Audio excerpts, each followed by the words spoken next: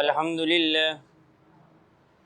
لله وكفى وسلام على عباده الذين اصطفى أما بعد فأعوذ بالله من الشيطان الرجيم بسم الله الرحمن الرحيم إن الذين يخشون ربهم بالغيب لهم مغفرة وأجر كبير وأسروا قولكم أو اجهروا به إنه عليم بذات الصدور ألا يعلم من خلق وهو اللطيف الخبير صدق الله العلي العظيم رب اشرح لي صدري ويسر لي أمري واحلل عقدة من لساني يفقهوا قولي اللہ کا بہت بڑا احسان و کرم ہوا کہ اللہ تبارک تعالیٰ نے ہمیں پھر دوبارہ قرآن پاک کی تفسیر میں بیٹھنے کا موقع دیا۔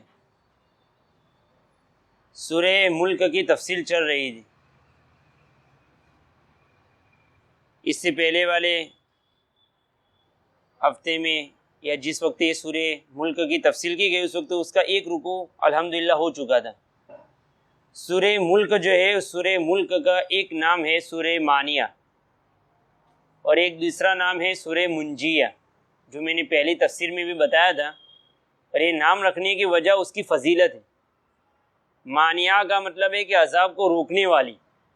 یہ صورت ایسی ہے کہ اس کو یہ سورت جو تلاوت کرتا ہے تو یہ سورت جو ہے اس کو عذاب سے روک دیتی ہے۔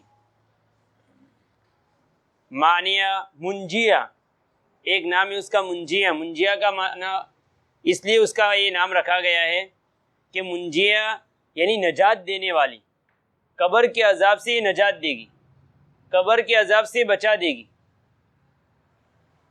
اور ایک حدیث میں آتا ہے کہ اللہ کے نبی پاک صلی اللہ علیہ وسلم نے فرمایا کہ قرآن پاک میں ایک سورت ہے جس کی 30 آیتیں، وہ 30 آیتوں والی سورت جو تلاوت کرتا ہے، اس کی پابندی کرتا ہے، قیامت کے دن وہ سورت اس کی سفارش کروائے گی، اور سفارش بھی اتنے حد درجے کی کروائے گی کہ اس کو جہنم میں اگر جانے کا فیصلہ ہوگا تو اس کو جنت میں لے آئے گی، اور یہ اللہ سے حجت کرے گی کہ اگر اس کو جنت میں نہیں داخل کرنا ہے تو مجھ کو قرآن میں سے نکال دو۔ یہ اللہ تبارک تعالیٰ سبب پیدا کریں گے، یعنی اللہ تبارک تعالیٰ اس کو جنت میں لے جانے کا ایک بہانہ کہ اللہ تبارک تعالیٰ یہ صورت جو ہوگی وہ کہے گی اگر اس بندے کو جنت میں نہیں لے جانا ہے تو مجھے قرآن میں سے نکال دو، تو قرآن میں سے کبھی نکلنے والی نہیں ہے اور وہ جنت میں جا کر رہے گا۔ یہ اس کی فضیلت۔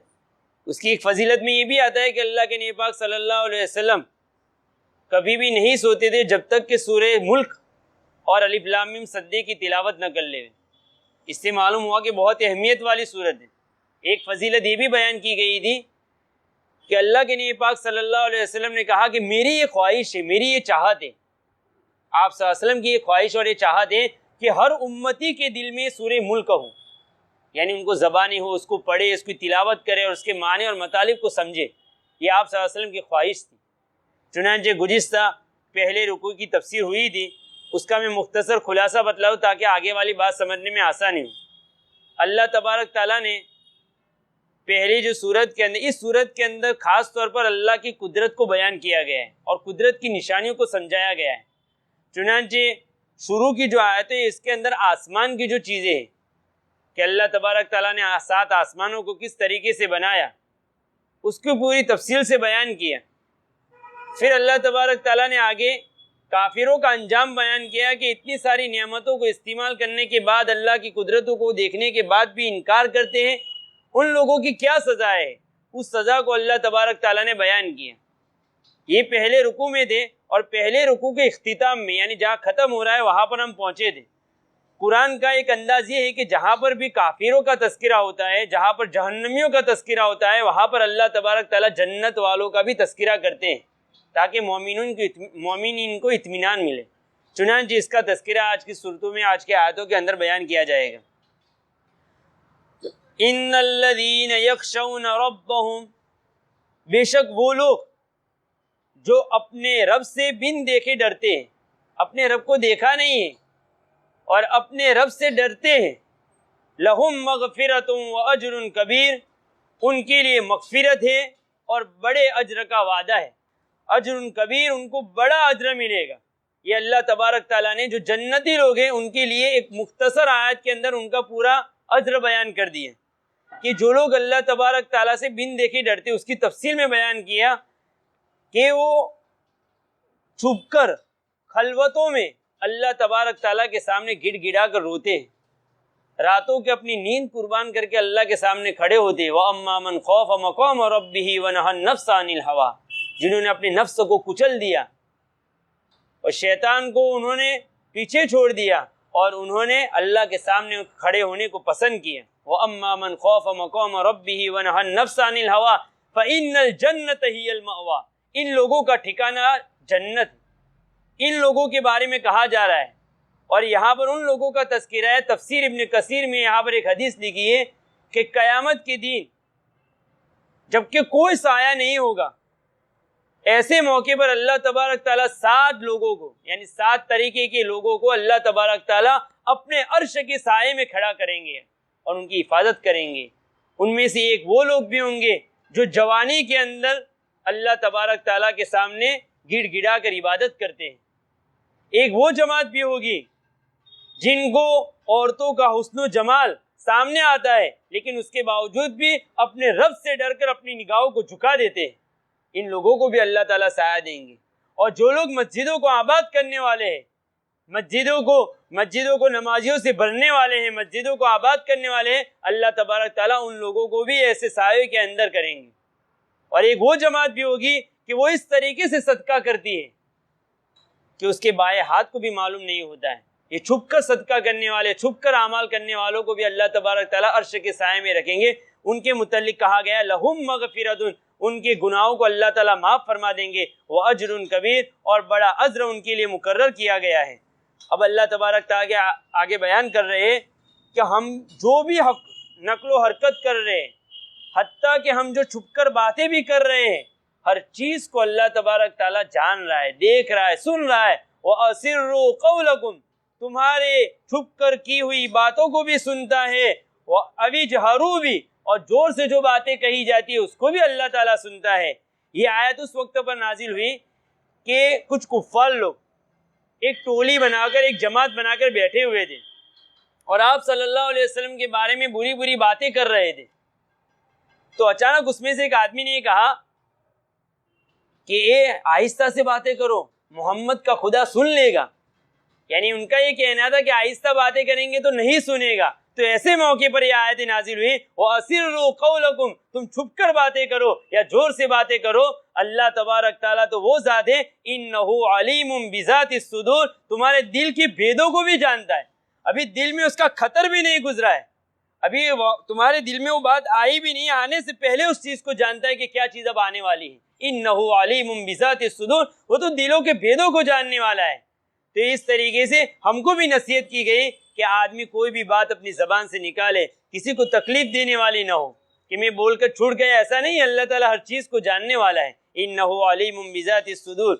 پھر اللہ تبارک تعالیٰ نے آگے بہترین انداز میں ایک بات کہی، أَلَا يَعْلَمُ مَنْ خَلَقَ، بھلا جس نے پیدا کیا وہ کیوں نہیں جانے گا؟ پیدا کرنے والا ہی اللہ تم کو ہے، تمہارے دل کو، تمہاری زبان کو، ہر چیز کو پیدا کرنے والا وہی ہے، وہی نہیں جانے گا؟ کیوں نہیں جانے گا؟ وَهُوَ اللَّطِيفُ الْخَبِيرُ، وہ تو باریک بھی اور چھوٹی چھوٹی چیزوں سے باخبر ہے، ہر چیز کو جاننے والا ہے۔ آدمی ساتوں زمین کے نیچے چلے جاوے، بالکل اندھیرا ہو، تنہائی ہو، ایسی چیزوں کو بھی اللہ تبارک تعالیٰ جاننے والے ہیں۔ حتیٰ کہ ساتوں سمندر کے نیچے سیاہ پتھر پر اگر چوٹی چلتی ہے تو اس کے نشانات کو بھی دیکھنے والی ذات ہے وہ، وَهُوَ اللَّطِيفُ الْخَبِيرُ۔ پھر اللہ تبارک تعالیٰ اپنی قدرت کی نشانیوں کو بیان کر رہے، آگے بیان کیا هُوَ الَّذِي جَعَلَ لَكُمُ الْأَرْضَ ذَلُولًا فَامْشُوا فِي مَنَاكِبِهَا وَكُلُوا مِن رِزْقِهِ، وہ تو وہ ذات ہے جس نے تمہارے لیے زمین کو مسخر کر دیا، تمہارے تابع کر دیا۔ کیسے تابع بنائی؟ کہ بالکل پتلی بھی نہیں بنائی پانی کی طرح، بالکل کیچڑ کی طرح بھی نہیں بنائی، بالکل لوہے کی طرح بھی نہیں بنائی، بالکل معتدل انداز میں کہ اگر کھیتی کرنا چاہے تو بھی کر سکتا ہے، چلنا چاہے تب بھی کوئی دشواری نہیں ہے، خزانے نکالنا چاہے، پانی نکالنا چاہے، نہریں نکالنا چاہے، سب کچھ کر سکتا ہے۔ اتنی تابع کر دی تمہارے زمین کو. کتنے تابع بیان کی؟ تو اللہ تبارک تعالیٰ آگے بیان کے فَامْشُوا فِي مَنَاكِبِهَا کہ تم ان کے مونڈوں پر چلو. اور مونڈوں کی تفسیر میں بیان یہ کیا کہ جو جانور جو ہوتا ہے جب اپنے آپ کو تسلیم کر یعنی سامنے پیش کر دیتا ہے کسی کے تو وہ سواری کے لیے پیٹھ دیتا ہے, یہ نہیں دیتا ہے, یہاں پر نہیں سوار ہونے دیتا ہے, یہاں پر.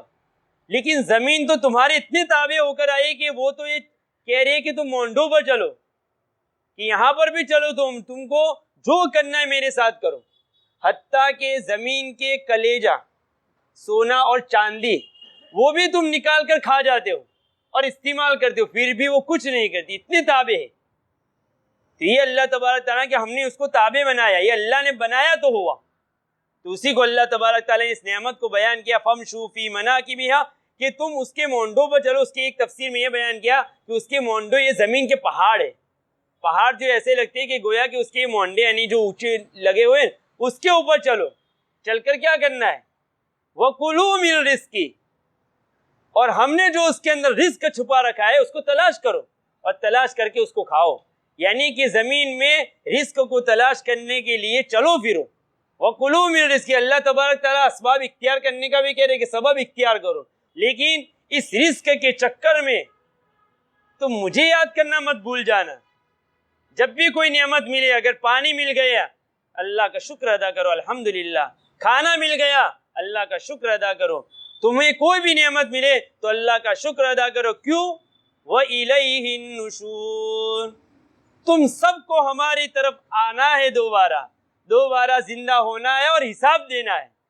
اس لیے نعمتوں کو استعمال کر کے بھول مت جانا مجھے. ہر چیز کو استعمال کرو لیکن استعمال کے بعد مجھے یاد کرنا. تو اللہ تعالیٰ نعمتوں میں اضافہ کریں گے, حساب آسان کریں گے. اور اگر تم مجھ کو بھول کر اگر کام کرو گے تو اللہ کیا حساب دینا ہوگا. وَإِلَيْهِ النُّشُورُ تم کو میرے پاس دوبارہ زندہ ہو کر آنا ہے.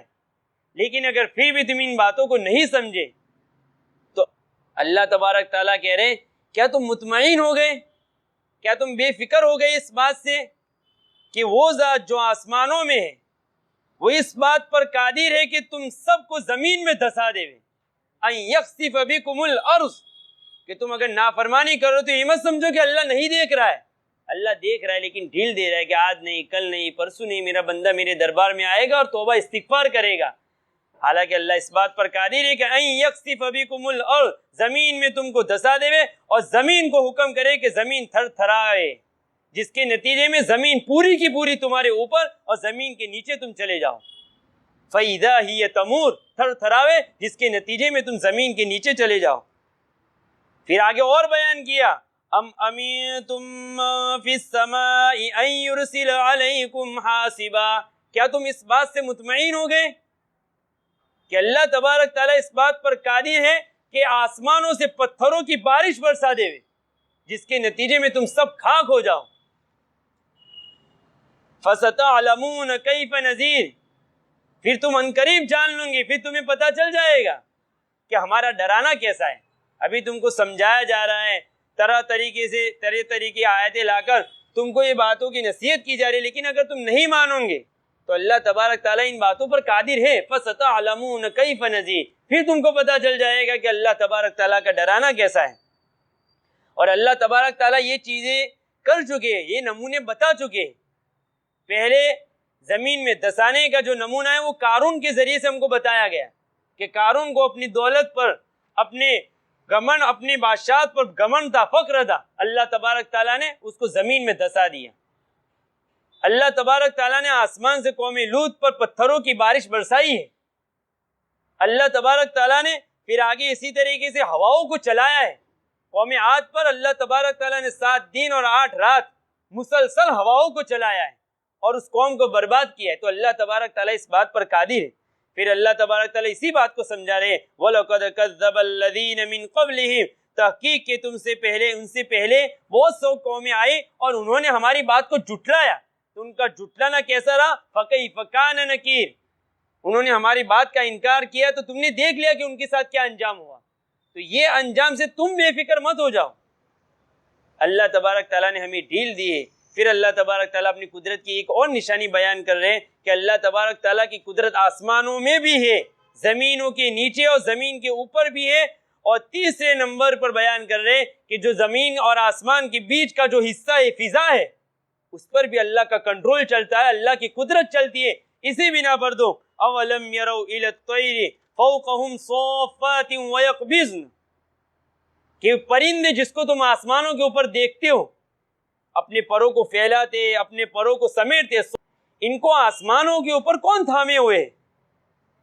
عقل کے اعتبار سے دیکھنے جائے تو بھاری چیز ہے، وہ زمین کی طرف آنی چاہیے، لیکن آسمانوں کے اوپر اللہ تبارک تعالیٰ نے ان کی ایسی بناوٹ بنائی، ایسی تخلیق کی، جس کے نتیجے کے اندر وہ آسمانوں کے اوپر تیرتے ہیں۔ تو یہ کرنے والی ذات کون ہے؟ اسی کو بیان کیا، ما یمسکہن الا الرحمن، خدائے رحمان ہی ان کو تھامے ہوئے ہیں۔ تو فضاؤں میں بھی اللہ کا کنٹرول چلتا ہے۔ معلوم ہوا کہ تینوں جہانوں کے اندر اللہ کی قدرت چلتی ہے، اللہ کا پاور چلتا ہے۔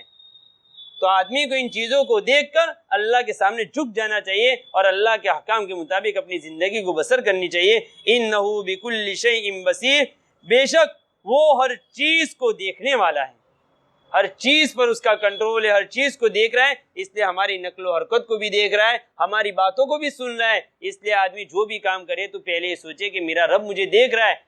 یہ چیزوں کو کرے گا تو اس کے لیے اپنی زندگی کو بسر کرنا آسان ہو جائے گا۔ اللہ تبارک تعالی ہمیں کہی ہوئی باتوں پر عمل کرنے کی توفیق عطا فرمائے۔ وآخر دعوانا